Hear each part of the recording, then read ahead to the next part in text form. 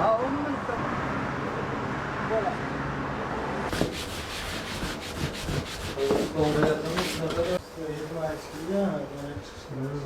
Bu pistali somsa ekanda aka. Ha, pistali som. Pistali somsamiz, pista, mol go'shti, bedana tuxum.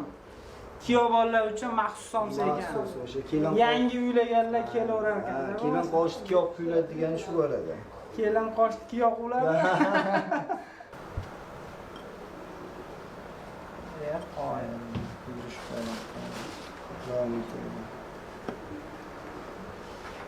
Biza endi bu yerda somsapazlik qilayotganimiz ham 16 yil oshib olgan. Qo'zi somsani boshlaganimiz 5 yil bo'ldi. Bu ichida mol go'shti qora kelsa, qazib edana tuxumi. O'sha spes ichlari ham mix bo'ladi. Bedana tuxum, mol go'shti, qora kesak joyi, yog'i, piyoz, qazilari bilan birga.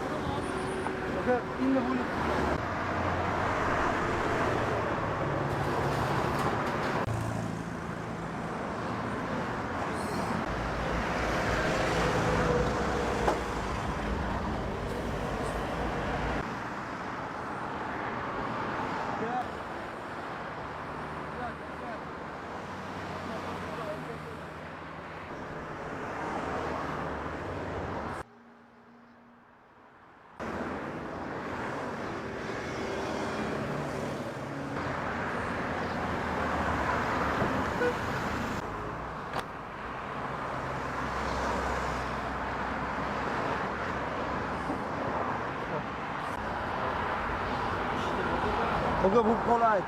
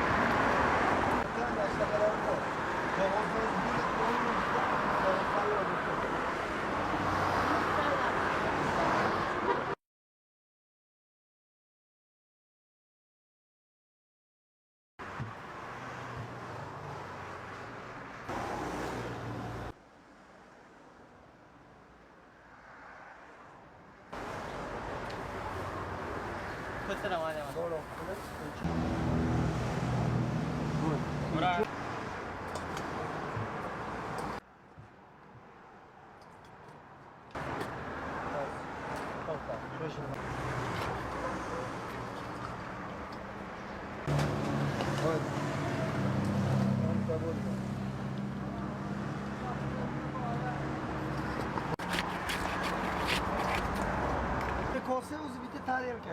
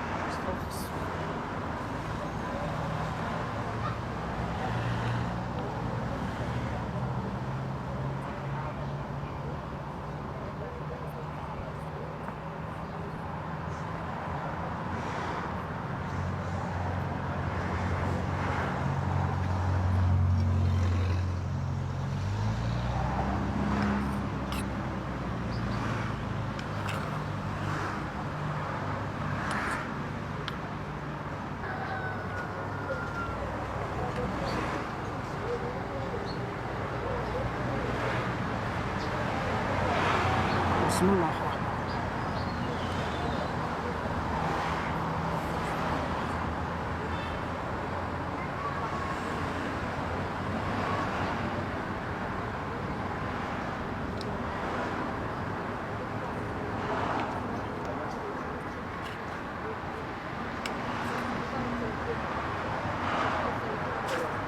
切的挺好。